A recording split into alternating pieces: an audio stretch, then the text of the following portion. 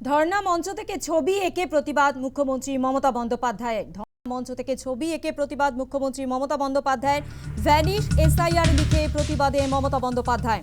ধর্ণা মঞ্চে ছবি এঁকে প্রতিবাদ, ভ্যানিশ এসআইআর লিখে প্রতিবাদে মমতা বন্দ্যোপাধ্যায়।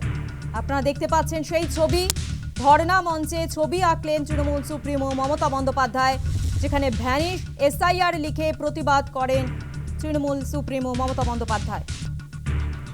আর এই নিয়েই কটাক্ষ করেছেন বিজেপি নেতা তাপস রায়। তিনি কি বলেছেন শোনাবো আপনাদের।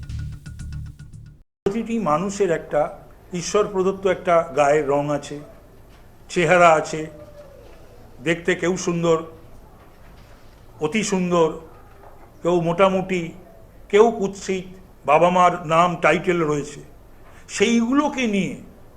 সেইগুলোকে নিয়ে কটাক্ষ করা অমানবিক এবং এটা শিক্ষার পরিচয় নয়, শিক্ষিত মানুষের পরিচয় বহন করে না।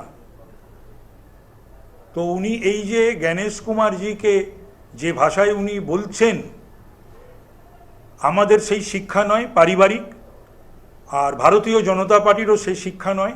আমরাও কিন্তু অনেকের বিরুদ্ধে অনেক কিছু যদি মনে করি, আমরা লঘু করতে চাই না বিষয়টাকে বা পশ্চিমবাংলাকে বা আমাদের শিক্ষা সংস্কৃতি কৃষ্টিকে। তো সুতরাং ওই রকম মমতা ব্যানার্জি যে শব্দ বা ভাষা ব্যবহার করেন, আমরা সেগুলো করতে পারবো না।